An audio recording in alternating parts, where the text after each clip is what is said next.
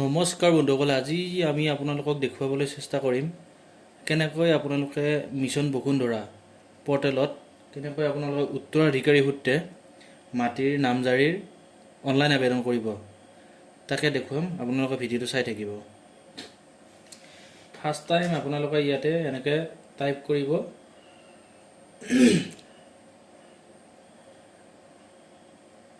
rtps.assam.gov.in এনেকৈ type কৰি ল'ব।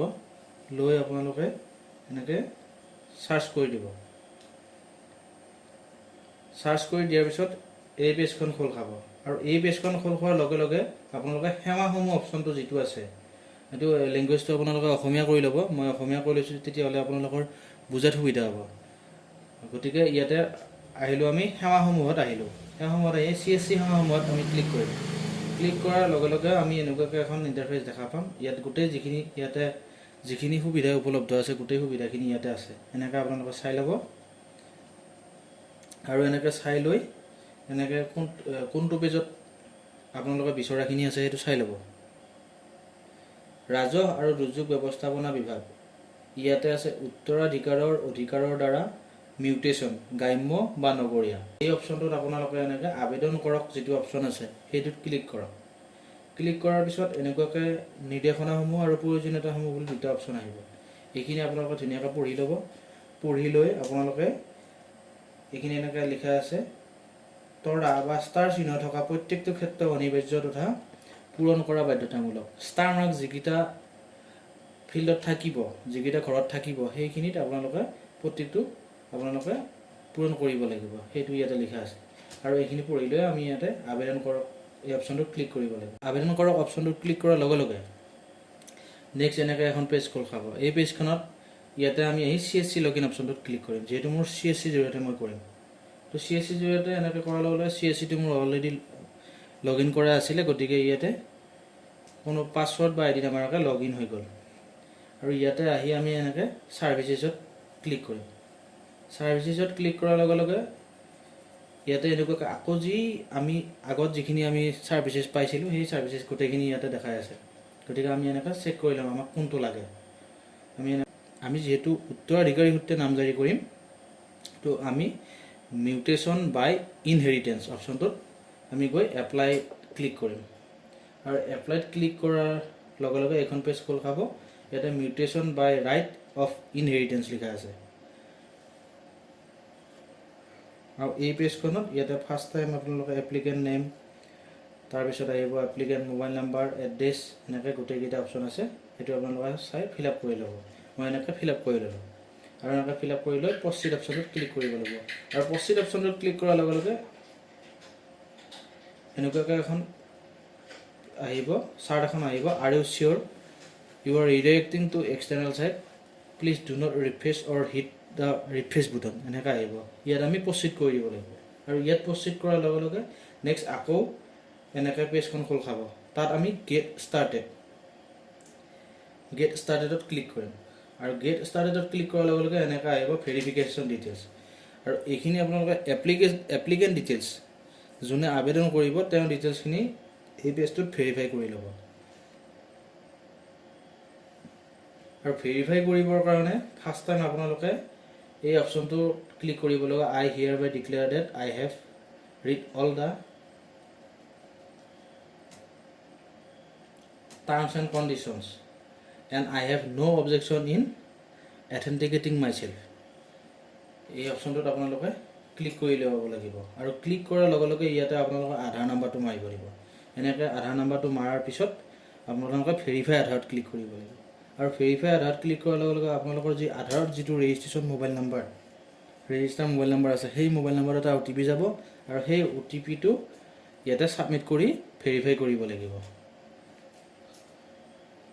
আৰু এনেকৈ মই OTPটো ছাবমিট কৰি ল'লোঁ। ছাবমিট কৰি লৈ মই ভেৰিফাই অপশ্যনটোত ক্লিক কৰিলোঁ। এনেকৈ আৰু ভেৰিফাই অপশ্যনটোত ক্লিক কৰাৰ লগে লগে এপ্লিকেণ্টৰ ডিটেইলছখিনি ইয়াতে এনেকৈ আহি গ'ল অট'মেটিক। আধাৰৰ পৰা ইয়াতে ফেটচিং কৰি লৈ ল'লে। আৰু ইয়াতে চেল্ফ ডিক্লেৰেশ্যন আছে। চেল্ফ ডিক্লেৰেশ্যনখিনি এইখিনি আপোনালোকে চাই ল'ব। I am a citizen of India. 2 number আছে I do not have my case pending in foreigner tribunal এনেকৈ আছে। এইখিনি আপোনালোকে চাই লৈ যিটো আপোনালোকৰ আছে নাই সেইখিনি আপোনালোকে চাই ল'ব। চাই লৈ পেলাই আপোনালোকে ইয়াতে এইখিনি চিলেক্ট কৰি লৈ আপোনালোকে ধুনীয়াকৈ এটা তলত নেক্সট ক্লিক কৰিব। আৰু এনেকৈ নেক্সট ক্লিক কৰাৰ লগে লগে নেক্সট আকৌ এখন পেজ খোল খাব। ইয়াতে আছে আপোনালোকৰ লেণ্ড ডিটেইলছ, মাটিৰ আপোনালোকৰ বিৱৰণখিনি ইয়াতে বিচাৰিছে। প্ৰথমতে ইয়াতে ডিষ্ট্ৰিক্ট চিলেক্ট কৰিব লাগিব, তাৰপিছত আছে চাৰ্কল, তাৰপিছত ৰুৰেল না আৰ্বান এৰিয়া, তাৰপিছত আছে গাঁও। আৰু এনেকৈ মই এইটো চিলেক্ট কৰি ল'লোঁ। এনেকৈ চিলেক্ট কৰি ল'লোঁ। চিলেক্ট কৰি লৈ আমি এতিয়া ডাক নাম্বাৰটো ইয়াতে চিলেক্ট কৰিম।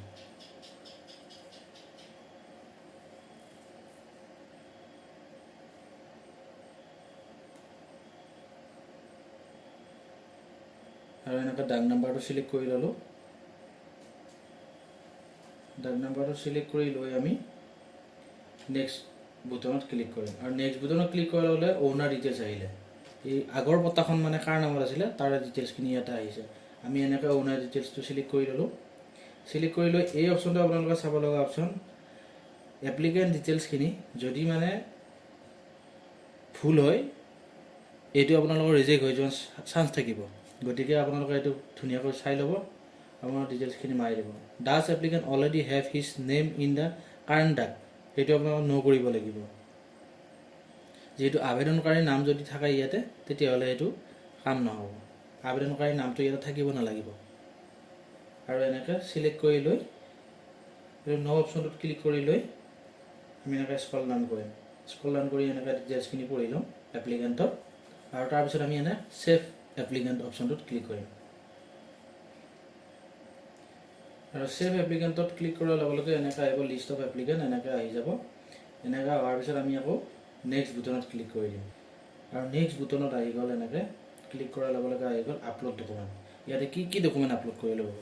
ফাৰ্ষ্ট টাইম আপোনালোকৰ ডেথ চাৰ্টিফিকেট আপলোড কৰিব লাগিব। মানে আপোনালোকৰ দেউতা বা মা যাৰ নামত আছিলে মাটিখিনি তেখেতৰ ডেথ চাৰ্টিফিকেটটো আপলোড কৰিব লাগিব।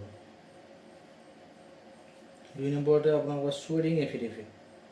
3 নম্বৰত আপোনালোকৰ NOC ডকুমেণ্ট। এই গোটেইখিনি আপোনালোকে আপলোড কৰিব লাগিব। আৰু আপলোড কৰি নেক্সট আপোনালোকে এই আই ডিক্লেয়াৰ ডেট দ্য লেণ্ড ইণ্টেণ্ডেণ্ট এই অপশ্যনটোত ক্লিক কৰি ল'ব। এনেকৈ আপলোড কৰি ক্লিক কৰি ল'ব। ক্লিক কৰি লৈ নেক্সট বুটনত ক্লিক কৰি দিব। আৰু এনেকৈ নেক্সট বুটনত ক্লিক কৰাৰ পিছত ইয়াতে আহিব ৰিভিউ এণ্ড ছাবমিট। সেই পেজটো খোল খাব। সেই পেজটোত আপোনালোকে ৰিভিউ কৰি ল'ব আপোনালোকৰ ডাটাখিনি ঠিকে আছে নে নাই। তাৰপিছত আপোনালোকে গোটেইখিনি যদি শুদ্ধ আছে তেনেহ'লে আপোনালোকে ছাবমিট কৰি আপোনালোকৰ আবেদন পূৰণ কৰিব পাৰিব। গতিকে আজিৰ ভিডিঅ'টো এইখিনিয়ে আছিলে। পৰৱৰ্তী ভিডিঅ'ত পুনৰ লগ পাম বেলেগ কণ্টেণ্টৰ সৈতে। আজিলৈ ইমানে, ধন্যবাদ।